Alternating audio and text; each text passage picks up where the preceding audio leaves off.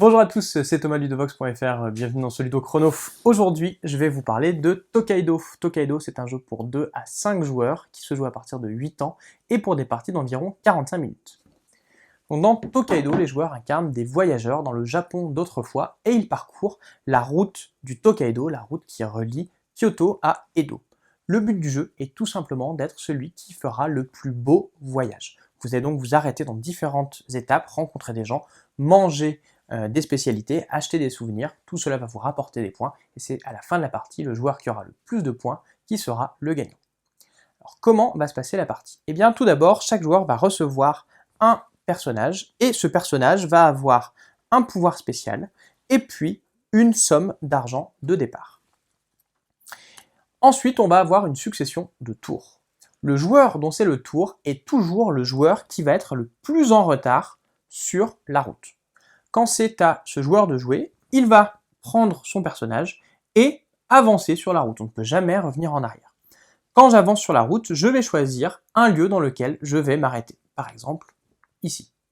Je vais alors faire l'action du lieu et ce sera au joueur le dernier sur la route de jouer à son tour, qui peut par exemple aller ici. Ainsi de suite. Je ne peux pas me placer sur un lieu où il y aurait déjà quelqu'un. Donc il faut forcément que j'aille avant ou après, à l'exception de certains lieux où il y aura 2 emplacements si l'on est 4 ou 5 joueurs, par exemple en me mettant ici. Il est à noter donc que si je vais beaucoup moins vite que mes adversaires, par exemple en venant ici, eh bien je vais pouvoir jouer plusieurs tours de suite tant que je suis le dernier. À chaque fois que j'ai choisi un lieu, eh bien je vais faire l'action qui correspond à ce lieu. Alors qu'est-ce qu'on va avoir comme lieu qu'on peut trouver sur notre trajet? Eh bien tout d'abord, il va y avoir les temples. À chaque fois que je m'arrête à un temple, je vais devoir laisser une offrande de 1, 2 ou 3 pièces d'or. Je vais prendre cette offrande et je vais la mettre sur la case de ma couleur. Chaque pièce d'or que je laisse va me faire marquer un point de victoire et à la fin de la partie, on regardera quels sont les joueurs qui ont donné le plus d'or au temple et ils auront des points supplémentaires. On va avoir ensuite des lieux rencontres. Lors d'un lieu rencontre, eh bien c'est tout simple, je vais piocher la première carte rencontre, je vais rencontrer un personnage qui va m'apporter un bonus. Ça peut être des points de victoire, ça peut être de l'or comme ici. On va également avoir des cartes panorama. Il y a 3 panoramas dans le jeu, un composé de 3 cartes, un de 4 et un de 5. La première fois que je m'arrête par exemple sur un panorama vert, je vais prendre la carte numérotée 1 et je vais la mettre devant moi. Elle est numérotée 1, je marque immédiatement un point de victoire. La prochaine fois que je retourne sur un panorama du même type, eh bien je vais prendre cette fois la carte numérotée 2, la rajouter à mon panorama, et cette fois je vais marquer 2 points de victoire supplémentaires.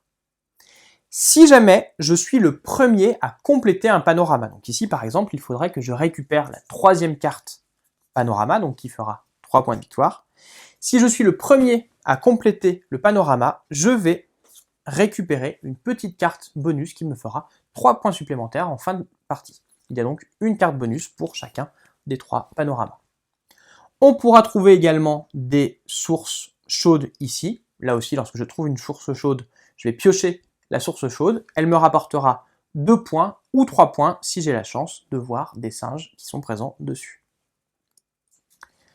Je vais enfin pouvoir m'arrêter dans une échoppe pour acheter des souvenirs. Quand je m'arrête dans une échoppe, je vais tout simplement piocher 3 cartes objets, je vais les révéler et je vais en acheter autant que je le souhaite, le prix étant indiqué ici. Ces objets, ils appartiennent à différentes familles et le but, ça va être de collectionner des objets qui appartiennent à des familles différentes. Plus j'arriverai à faire des collections avec des familles différentes, plus je marquerai 2 points. Le dernier lieu sur lequel je peux me rendre de façon optionnelle, c'est la ferme. Et bien tout simplement, quand je m'arrête à la ferme, c'est pour gagner un peu d'argent, je gagnerai immédiatement 3 pièces d'or. Reste un dernier lieu qui, lui, est un lieu avec un arrêt obligatoire. Il s'agit des relais. Lorsque j'arrive à un relais, je ne peux pas le dépasser, je suis obligé de m'y arrêter. Il y a d'ailleurs plusieurs espaces pour les relais. Quand je m'arrête à un relais, je vais devoir me restaurer. Le premier joueur qui s'arrête au relais va prendre autant de cartes qu'il y a de joueurs, plus 1, les retourner et en choisir une. Chaque carte a un coût ici, et chacune va rapporter 6 points de victoire. La règle, c'est que je n'ai pas le droit de reprendre un repas que j'ai déjà pris pendant la partie. Donc par exemple, si je prends cette carte, je ne pourrai plus jamais la reprendre plus tard. Une fois que le premier joueur a choisi quel repas il allait prendre, eh bien les 4 cartes qui restent sont mises de côté, et lorsque le second arrivera, eh bien il n'aura le choix que parmi les cartes qui restent. Donc au fur et à mesure que les joueurs vont arriver, ils auront de moins en moins de choix sur ce qu'ils vont vouloir manger. Les joueurs continuent à jouer jusqu'à ce que tous aient atteint le dernier relais. Dans ce cas-là, c'est la fin de la partie. Avant de compter les points, on va distribuer les 4 cartes accomplissements qui sont ici. Ces cartes vont aller à différents joueurs en fonction des actions qu'ils ont entreprises et vont leur donner des bonus. On ajoute alors tous les points qu'on a gagnés pendant la partie et c'est le joueur qui en aura le plus qui sera le gagnant. Tokaido, c'est donc un jeu dans lequel il va bien falloir choisir où s'arrêter pour s'arrêter aux endroits les plus intéressants et voir si on veut aller vite pour aller le premier aux endroits qui nous intéressent ou aller plus lentement en faisant peut-être plus d'arrêts. Voilà, vous savez presque tout sur Tokaido maintenant. À vous de jouer et à bientôt sur ledobox.fr.